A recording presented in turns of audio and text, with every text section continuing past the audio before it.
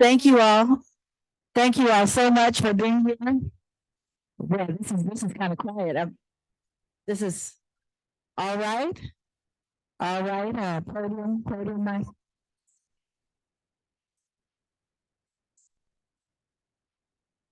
Now every now and then that sounds good.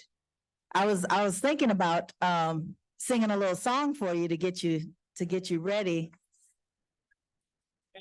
But I saw that Jordan was in the house and I thought I better not because he might put me out. So what we have, which is much better than having me sing, is we have Mr. Ari Williams, who will be giving us a piano solo, and his father, Stokely, who I used to babysit when he was a young man. I helped raise him up. He'll be accompanying him on the hand drums. Ari and Stokely.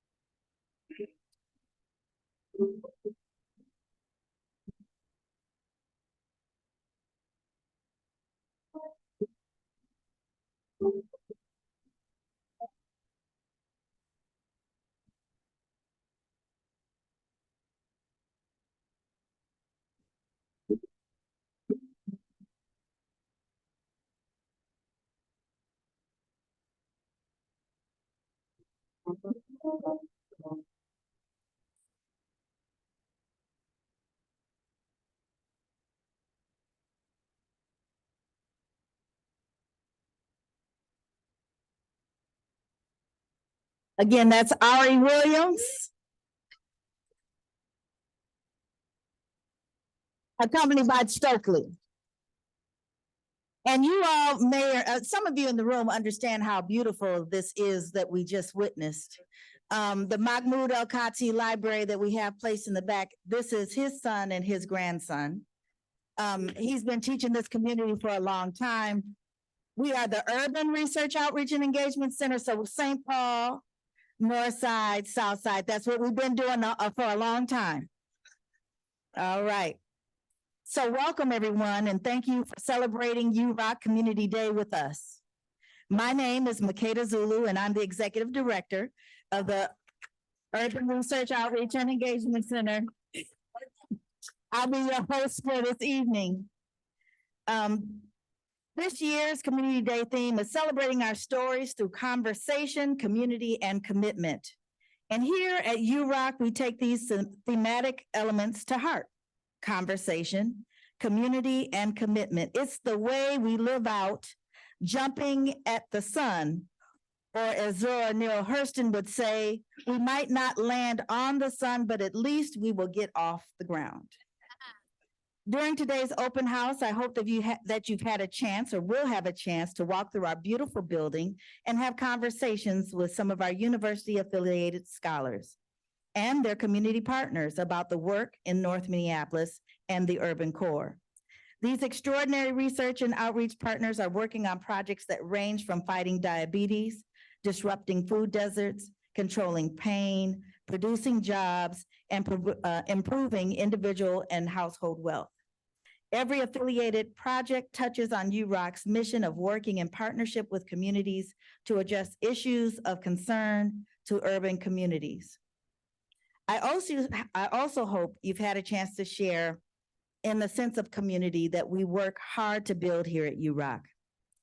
In addition to events like UROC Community Day and the UROC Family Resource Fair each spring, we strive to be a welcoming place for all people. I don't know if you realized when you were coming in the doors, those symbols recognize the many different ethnic communities, because we're just one race, the human race, but the many ethnic communities that have resided in North Minneapolis for many years. A place for formal and informal gatherings of both shared interest and dangerous conversations. A forum for a multitude of viewpoints and opinions, and a place that showcases the vast artistic talent of our university and urban communities. And while you're here, please check out the gorgeous artwork in our main gallery that was curated by our friends at the University of Minnesota Rochester with help from our talented students and community members. Lastly, on the subject of commitment, it's my honor to introduce the University of Minnesota's newly appointed Vice Provost for Public Engagement, Lori Van Egren.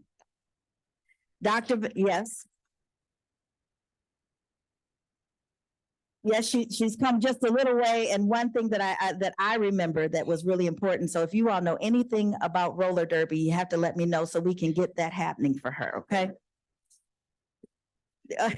All right. Dr. Van Egren was selected from a field of national candidates to lead the University of Minnesota's public engagement agenda and its commitment to broadening the university's community engagement efforts throughout the state. She recently served as the assistant vice provost for the University Community Partnerships at Michigan State University. Dr. Van Egren is nationally known for her engaged research in the area of state evaluations of after-school programs and childhood consultation programs, early childhood science education, youth-driven spaces, parent programs for children diagnosed with autism, and programs to increase STEM college entry among African-American students. Please, I know, do we have a winner here? All right. Please join me in welcoming Vice Provost for Public Engagement, Lori Van Egren.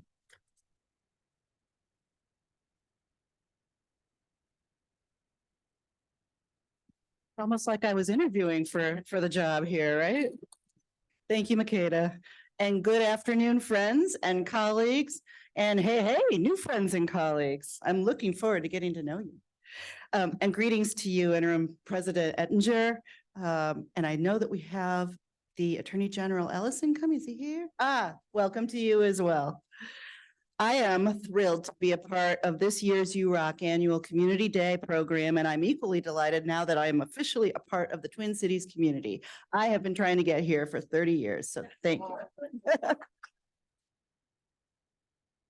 As Makeda mentioned, I was named the University of Minnesota's new Vice Provost for Public Engagement this past June. And while I'm not technically on the University of Minnesota's payroll for another few weeks, 13 days, I was reminded today, I didn't want to pass up this opportunity to be with you all and once again visit UROC. When I came to UROC during my interview visits in May, I was quite frankly blown away. While I served at Michigan State University's assistant provost for university community partnerships, I was very aware that the University of Minnesota was an international leader in scholarly-based community engagement and partnerships. I was also aware that its Robert J. Jones Urban Research and Outreach Engagement Center serves as an academic model for place-based university community engagement. And I will tell you, I have been working for years at Michigan State University to get something like UROC. I held it up all the time to say, this is something that we really need in our community. And I'm hoping that our new vice provost there will be able to further that mission. I know that he is very interested in doing so. So the work here is known, it's important, it's recognized nationally and internationally, and you're part of something that's actually really big, even though it's here in your local community. It wasn't until I walked through the doors of UROC during those interviews, though, that I fully understood the energy and vitality of this beautiful space and these amazing people. And it's even better today because there's lots of people here this time.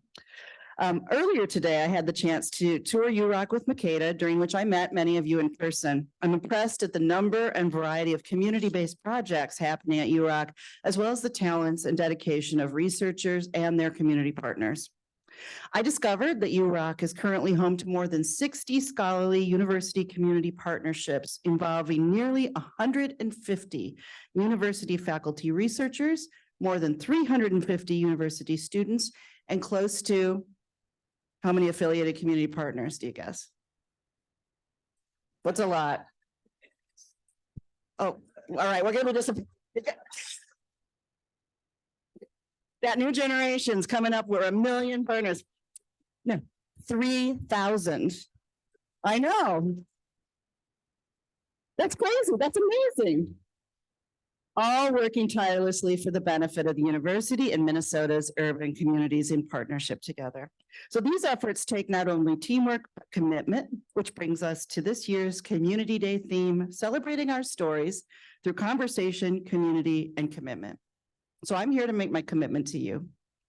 As leader of the university's Office for Public Engagement, the office to which UROC reports, and the university's Chief Public Engagement Officer, I want to emphasize this great institution's deep and long-term commitment to mutually beneficial university community partnerships of all kinds.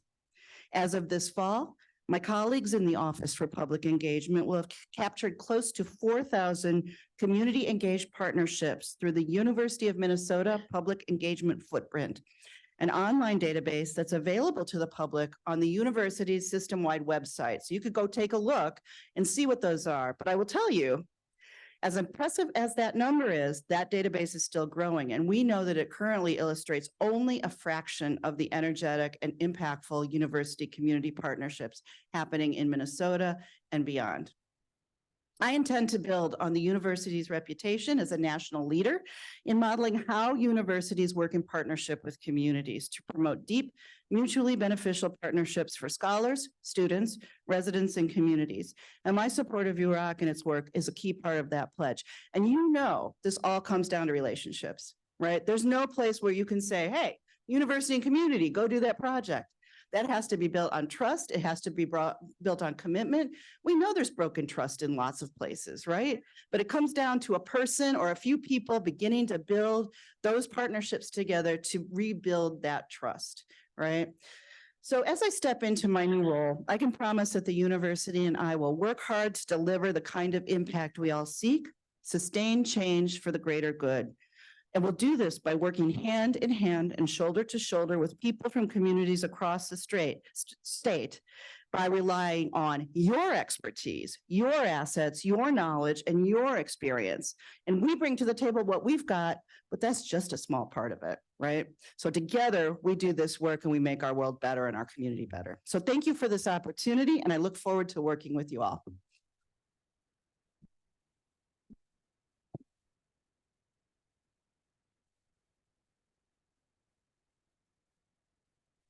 Thank you so much. Next, it's my great honor to introduce the University of Minnesota Interim President, Jeff Ettinger.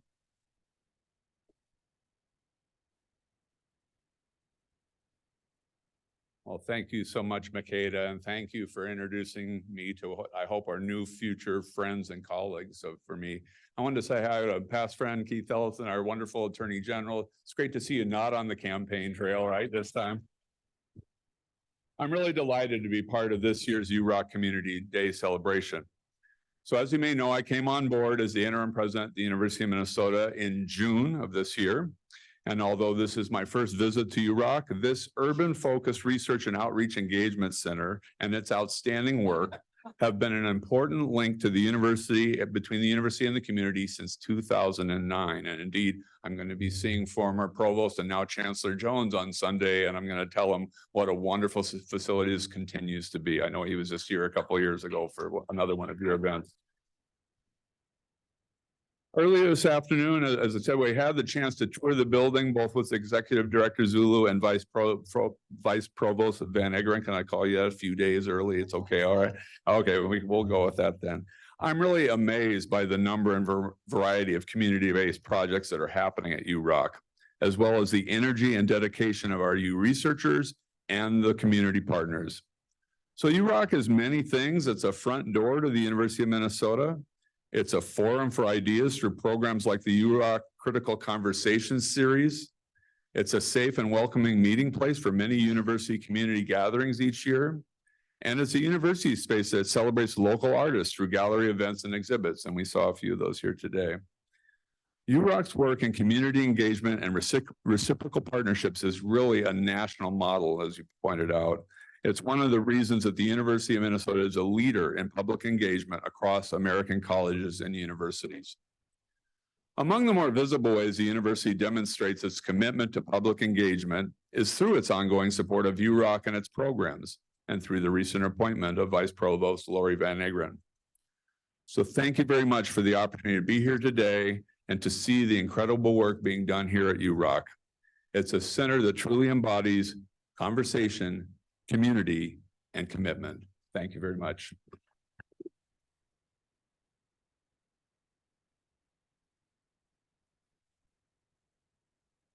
And of course, you need to hear a little bit more. I didn't follow my full script, so forgive me. I'm a little off my game.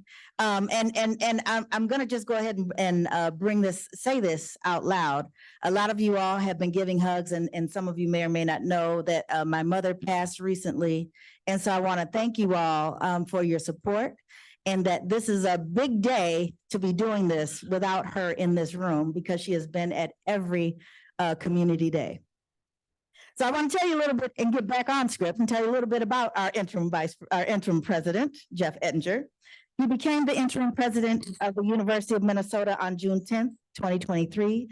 Most recently, President Ettinger had been the chair of the Hormel Foundation Board of Directors, a position from which he takes a leave of absence while leading the University of Minnesota. Interim President Ettinger has also served on the boards for a number of public and private companies, including Ecolab, Toro, Hormel Foods, Better Futures Minnesota, Southwest Minnesota Initiative Foundation, Ordway Center for Performing Arts, and the Sacred Heart Care Center. He received the Career Achievement Award in 2018 from the Minneapolis-St. Paul Business Journal, was named a Barron's World's Best CEOs in 2016, and a Best Performing CEO in the World in 2016 by the Harvard Business Review. And yes, and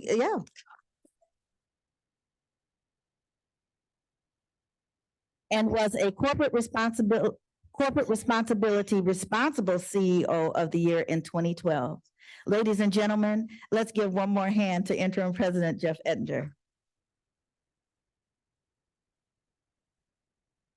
All right, next I'd like to introduce Keith Ellison. Now, I sent my comments to his staff people because I've known Attorney General Ellison for a long time.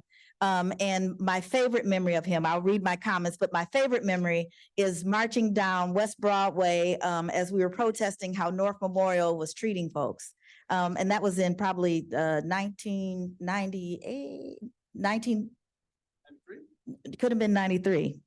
And we won't say why, but that's 89, 91. Okay, so I'll read the comments. Keith Ellison was sworn in as Minnesota's 30th Attorney General on January 17, 2019, as the people's lawyer. Attorney General Ellison's job is to help Minnesotans afford their lives and live with dignity, safety, and respect. His guiding values are generosity and inclusion. From 2007 to 2019, Keith Ellison represented Minnesota's 5th Congressional District in the U.S. House of Representatives, where he championed consumer, worker, environmental, and civil and human rights protections for Minnesotans. And he did a good job, didn't he? Attorney General Ellison received his law degree from the University of Minnesota Law School in 1990. He is the proud father of 4 adult children, Isaiah, Jeremiah, Elijah, and Amira. He is the first African-American and the first Muslim American to be elected to a statewide office in Minnesota.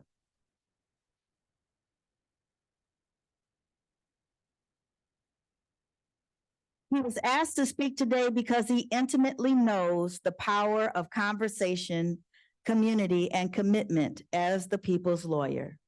We marched down West Broadway in the early 90s while he was in law school. He had a talk show on KMOJ to illuminate the power of community and one who protects the interests of the people of Minnesota, homeowners, students, patients, and taxpayers. Thank you for being here today and for being a steady warrior, Attorney General. Yes.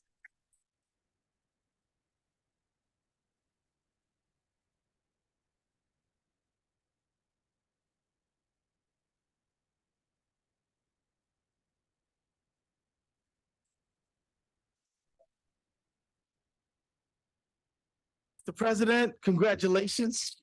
So good. Yeah, that's I'm gonna tell you guys this. It is important and it's our good fortune that Jeff Ettinger is the president of the University of Minnesota right now. I've got to know him on the campaign trail, as he said, but I grew to know him as a responsible corporate leader who cared about everything from DEI, diversity, equity, and inclusion, climate, all the things that we care about, he cares about. And so I think it is a good thing that you are the president, and I appreciate you being here. Let me tell you, I used to practice law in that building. My congressional office for 12 years was in that building. Every single congressional art competition, we had our gallery showing in this building. And we had countless number of community meetings here. So this is a very special place to me. And so it's so nice to see you here. And also as well, Madam Provost, thank you for being here as well. And all the folks at University of Minnesota. I want you to know that a lot of us here in the North Side and other parts of the city, at some point we looked at the University of Minnesota as a great institution that the world admires because of heart transplants or whatever. But we kind of wondered what it had to do with us. This building represents an opportunity for a relationship, and it represents a commitment, and it represents a chance to work on issues that we think are very important together. And it doesn't require us to go all the way down to campus. It's right here, and that's a good thing. And I'll say this to you, there are real serious problems that we are trying to address here. I can't possibly begin to name them all, but I'll tell you this, asthma continues to be a problem around here. I can tell you that we have environmental hazards around here. I can tell you that we're trying to deal with the issue of housing that is safe and affordable right around here. I mean, and I could literally go on. Wage issues, wage theft issues for people who work hard here every single day. And in a whole host of, maternal mortality, particularly for Black women. You know, I recently learned that for years and years, we told Black women that they needed to straighten their hair in order to be professional. Well, what they didn't tell us is that these chemicals actually are quite toxic and actually are associated with elevated levels of uterine cancer. And so we need a research institution. And so we need a research institution that allows us to be partners, not guinea pigs. We don't want you to study. We don't need to study in us. We're actually pretty well studied, but we need to participate in the study, be a part of the study, and come up with the answers and then share those answers for mutual benefit and respect for everyone. So it is a wonderful blessing to us to have this facility here. It's great that we have somebody with your outlook on the world here. Whoever they replace you with, I hope that they have your same commitment to community, to corporate responsibility, corporate accountability, and I hope that they do that. University of Minnesota is a powerful institution with potential to do great good and great harm. And so what we need to do is have good leadership who understands that we need participatory research. It has to be on things that we need fixed and understood better. And we need it done with not just compassion, but also a true sense of partnership. And so I don't know if I mentioned it, but if I started walking, I could be home in 5 minutes. So this is my neighborhood. Welcome to it. Take care, everybody. Yes.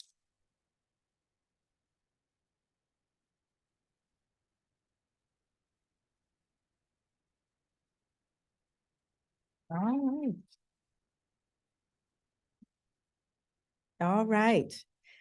Well, continuing in the spirit of conversation, community, and commitment, I would now like to recognize a few community partners who've gone above and beyond in their support of UROC with certificates of appreciation.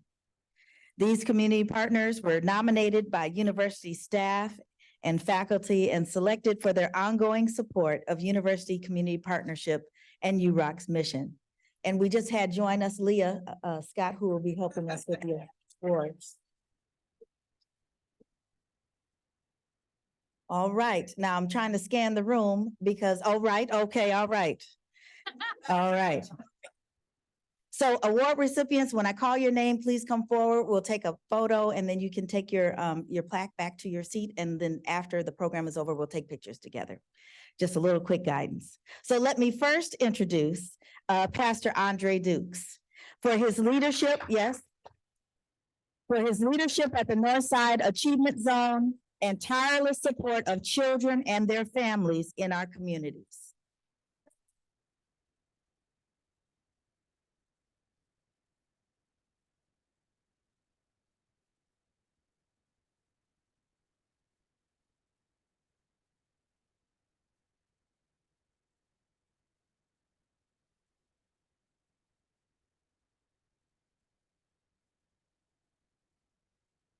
And let me honor the Black Storytellers Alliance for offering their service for many of UROC's Community Day events, for helping design this building, and for being a consistent, strong, and foundational pillar of our engaged work. Mr. Zulu, would you mind saying?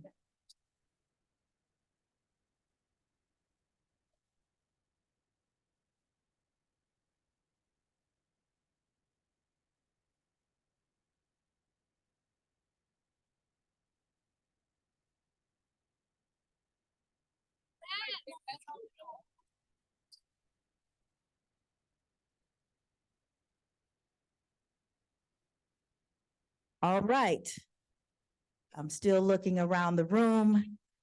I would like to next recognize, I'm gonna ask, I'm gonna now honor Clarence Jones for ensuring community voices are heard in research and being a champion for health and wellness for our communities. Mr. Jones.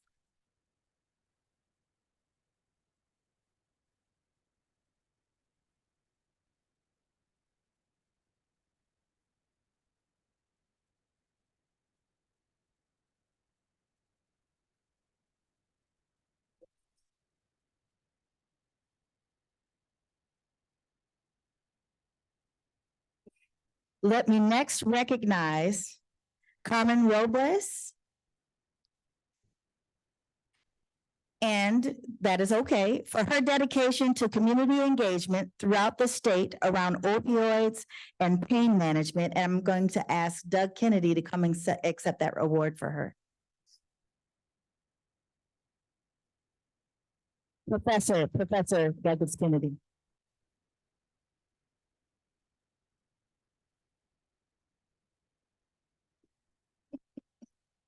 All right.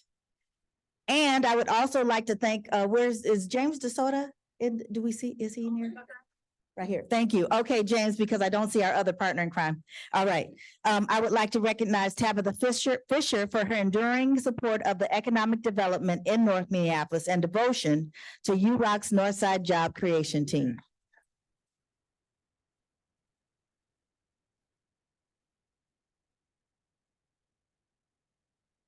James works very closely with that group and has contributed to its success, and it's been a great group here.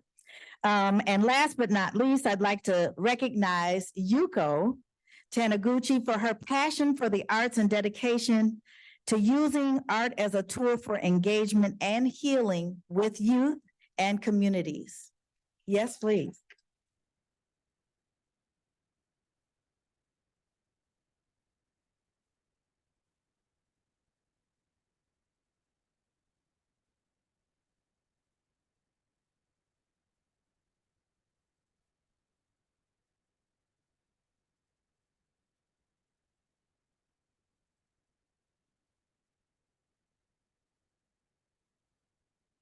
And you all, that's the exhibit that's out, and you see all those wonderful origami butterflies. And I said last, but I didn't mean last.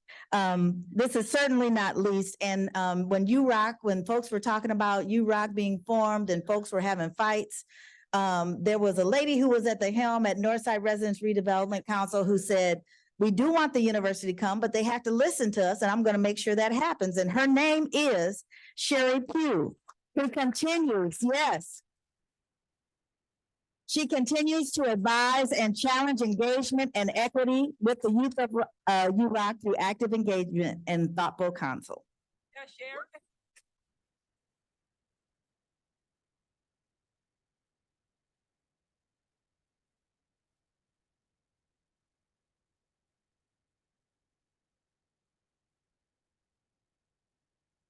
Yeah, Sharon. All right. All right, and so we will now move to the stories in the program. I would like to introduce a member of the Black Storytellers Alliance in a storytelling performance in folklore, folk wisdom, and stories that transform. Please welcome storyteller and co-founder and festival director of the Black Storytellers Alliance, Ruth Muzi Zulu.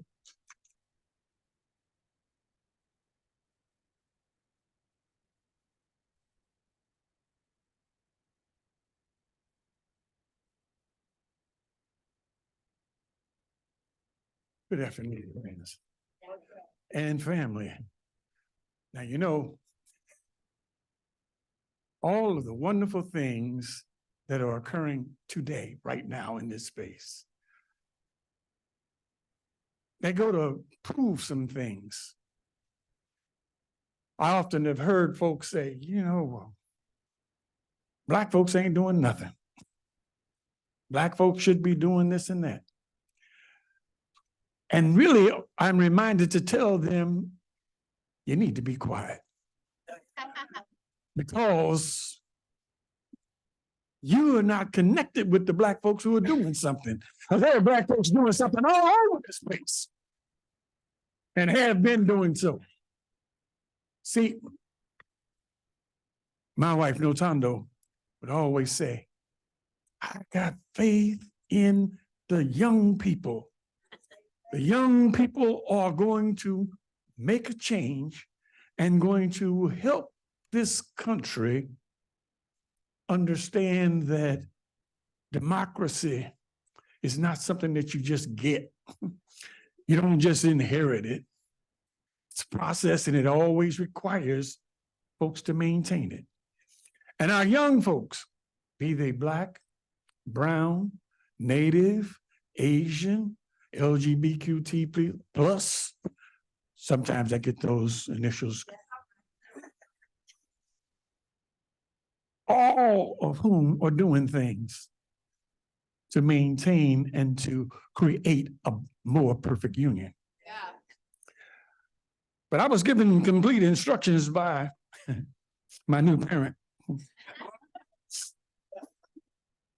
to say that you have a few minutes. So I'm gonna do this that was Notando's signature story. See, I used to do it. Then she started doing it and I said, oh, well, I guess I better quit doing that. It's called the Eagle. You see, long time ago, there was this farmer and he was raising chickens and he had some crops, and those of you who know about chickens, you get them young, they call biddies, the little baby ones, and you let them grow. Well, his biddies had died off because of the drought and bad times, and his crops had too. He was all concerned about what he was going to do. He was looking all downhearted and everything, and then his neighbor came by and he saw him and looked at him and said, Jeb, what's the matter? Well, I tell you, my crop's gone bad and biddies and died off. I don't know how I'm gonna make it. Well, Jeb, let me tell you, I was up there hunting the other day and I saw this eagle. And I believe that if you were to go up there and you capture that eagle, you could put it in a cage and you could charge people to come and see it, and you could make up your loss. Jeb thought about it, thought that was a pretty good idea. Set about to build a beautiful cage, big old beautiful cage, all gold and gilded and looking all pretty and everything. Went up, saw that eagle and captured it. But try as he might, he could not get that eagle to go into that cage. She fought him with her beak. She fought him with her wing. She fought him with her claws. She fought him with every ounce of her being. Oh, Jeb got mad. He killed her. Pretty soon the neighbor came back and he said, Jeb, cage is empty. What happened? Jeb told him the story. He said, well, look, let me tell you this. I saw a nest up there too. I bet you she had some eggs. And if you go up there and you get those eggs and you bring them back down here, you put them up under your best setting hen. And when they hatch, they won't know that they're eagles. You can charge folks to see them. True enough, Jeb did. He went on up the mountain. He found the nest, got the 2 eggs, and he brought them back down and put them up under his best setting hen. Not long after, the first one hatched. He went out and started looking around, and chickens, well, they were looking at him awful strange, and he was looking at them, and they were looking different. And they were laughing at him and carrying on, and he was walking funny because of his long talons, and he had trouble picking up all of the crumbs and the seed that was on the ground because of his beak. But he kept on trying, and one day while he was trying to pick it up, he looked down there and he saw a puddle of water, and he looked at himself and he saw that he didn't look like the other chickens out there. His hair was standing up like a crown. His wings, well, they were dark, but they had flecks in them. So he said, I can fix that. He made up a concoction, put it in his head feathers, make them lay down.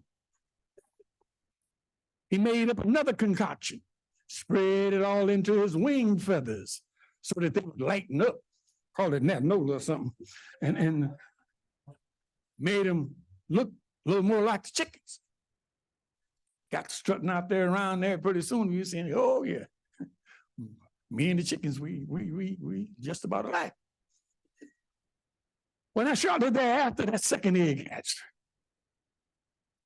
And sure enough, Big Brother was right there waiting on him and talking about it. Hey, look here, let me tell you, man. I've been here for a little while, and I got it all picked out and how we gonna make this happen. You see, we don't look like the other chickens out here in the farmyard, but I got that covered. Now, I got this other concoction. You can put it in your head and rub it down there, and it'll lay down. I think it's Jericho. And then after that, you can get some of this other concoction, you rub it all off into your wing feathers, and it'll lighten them up. Called it that note. Little one looked at him. He said, well, Big Brother, I don't think so. You see, I like the way my head feathers look. They stand up just like a crown. And I like the way my wing feathers off. Because when I stand out there in the sunlight, it's like gold flecks in them. And I like that. Your brother said, well, look, let me tell you. Now you ain't paying no attention to me, and we ain't gonna play with you if you don't do right. You see, because you ain't gonna be able to fit in. He said, that's okay. I like myself and I can be by myself. Yeah. He found himself staring up into the sky an awful lot.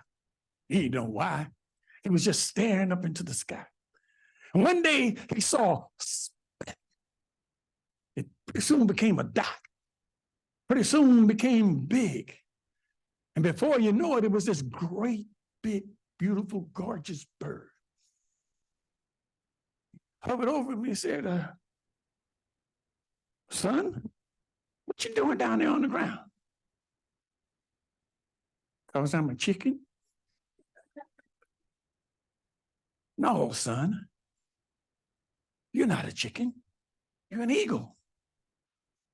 The big bird landed on a tree limb and he told him, he said, come on up here on this branch and let me tell you about yourself. Young one said, but chickens can't fly. He said, son, I told you, you're not a chicken, you're an eagle. Stretch your wings out and just go up and down like that till you raise on up off that ground, which he did. And much to his surprise, he did raise up off the ground. And he sat on that limb and he kind of rocked a little bit because it was uncertain.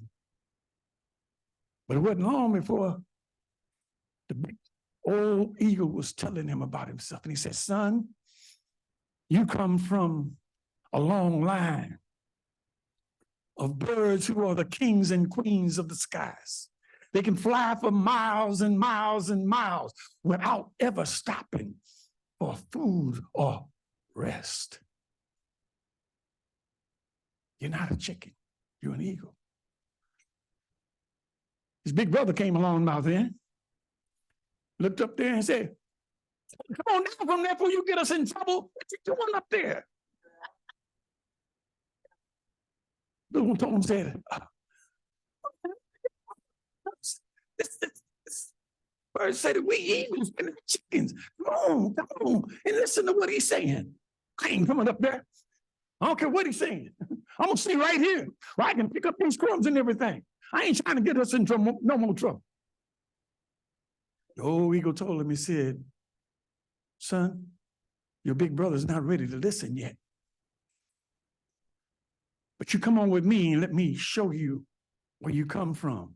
And we can come back when your brother is about ready to hear, and we can talk to him then.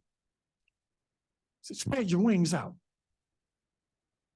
Move backwards. And they took off.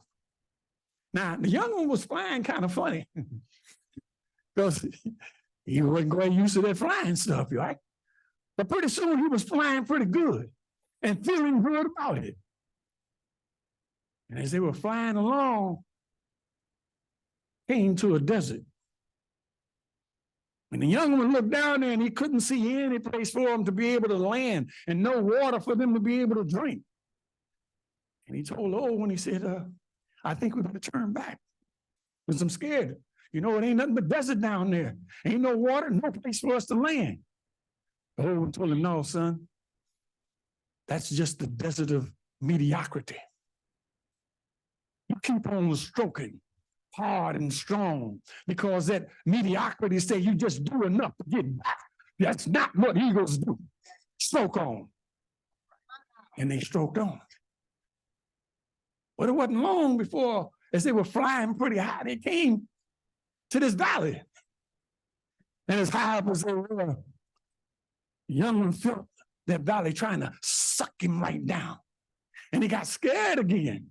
And he told the old ones, I don't think we're going to make it. I think we need to turn back. This valley is pulling me down. He said, no, son, that's just the valley of despair. When folks start talking to you about what you can't do and who you are not and where you're not supposed to be, that's just despair being heaped upon you. Keep on stroking. Yeah. And they stroked on. And got past that valley. Now he was really feeling good. But he looked up and he saw this mountain. And as high up in the sky as they were, that mountain was higher. And it was wider. He couldn't see his way over, nor could he see himself being able to get around. And he hollered out again to the old one, oh, I know you told us that we could fly for miles and miles, but ain't nothing but a mountain up there. And if we keep going, we're going to run into that mountain and we're going to kill ourselves. We need to turn back. The old one said, no, son, you're an eagle. You stroke down and look up. Stroke down and look up. You stroke down and look up until you get over that mountain, because nothing can stand in your way when you know who you are. When they went over the top of that mountain, they made it to the other side. Now, when Notondo told that story, she told it in her way, because it was part of her lived experience from having to come here to Minneapolis to live with her brother at the age of 16 and trying to fit in over there at Marshall High School, which became Marshall U High School, which had folks that didn't look quite like her. Well, And she tried to fit in at first. When she told that story to all kind of folks, to tell each one of us, never, ever, ever forget who you are. If you don't know, learn. When you learn and know who you are, you will not try to fit in. You will stand out. You don't decrease yourself to make somebody else seem big. Know who you are. And that's my story of the eagle. Now,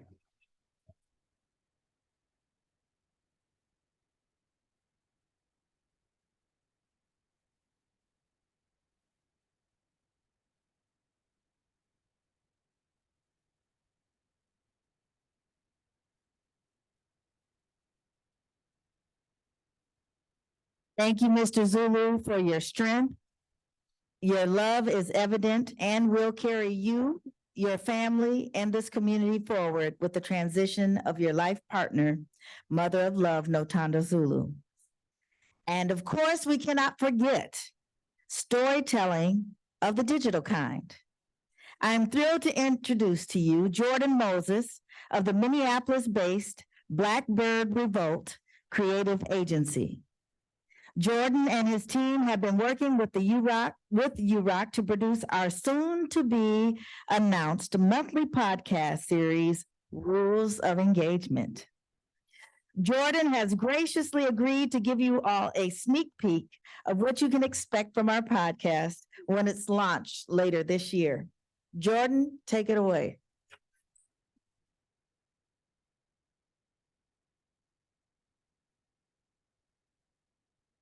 Thank you for inviting me here today. One simple request, can I go before the powerhouse speakers next time?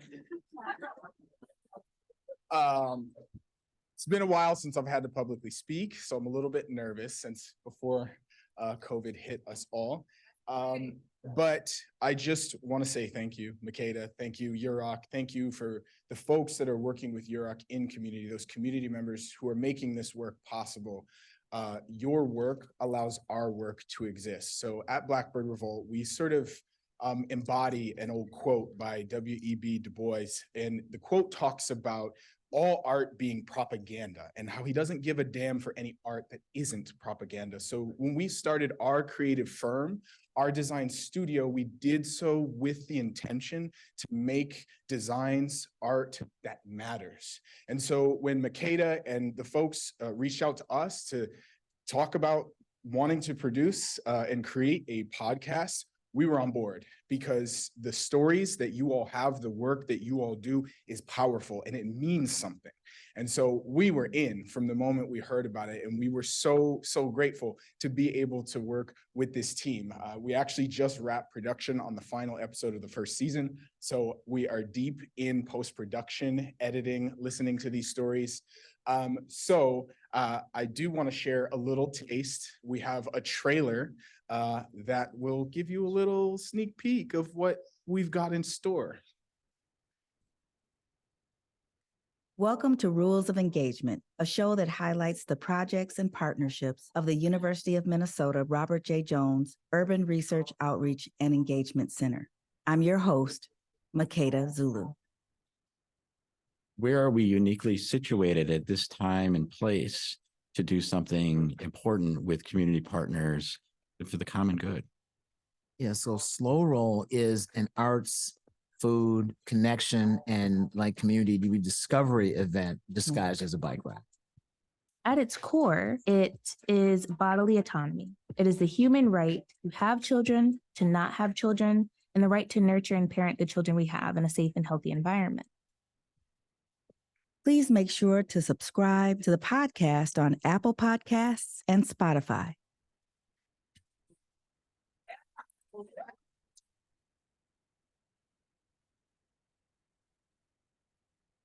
So those are some snippets from the first 3 episodes.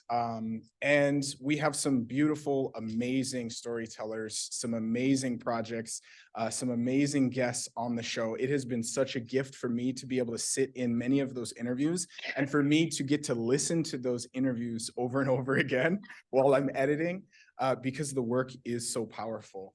So don't just listen to me, listen to Makeda and subscribe. Normally I would say don't take out your phones when I'm talking because that's a pet peeve of mine, but you can definitely take out your phones right now and actually follow the show on Spotify and Apple Podcasts. The trailer is there, so you can listen and share with folks if you would like to. And if you follow, when we actually start posting those episodes, it'll send an alert to your phone and you can listen to all the episodes. So I just want to say thanks again for inviting me here. Thank you for listening, and I hope you all tune in to the show. So thank you.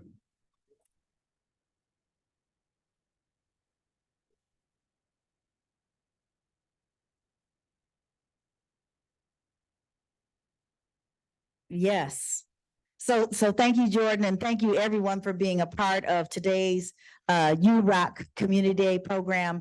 UROC is such a fun place to work that even when people leave us, they still come back. It's good to see you in the back there, Sam.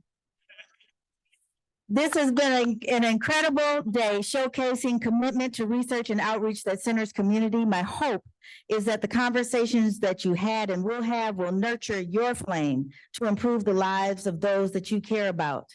I want to thank the UROC staff and the Office for Public Engagement who made this a truly special event. I want to thank my boss, Heidi Barajas. Would you wave your hand there, Krista?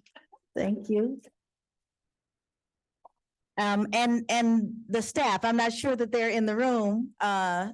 Geneva McCoy, James DeSoto, Nina Shepherd, Kai Eckert. Diane Gill is not part of my staff. She is just an angel that looks out for us. And and my other old boss, Andy Farco, is in the building. I didn't know that. Good to see you.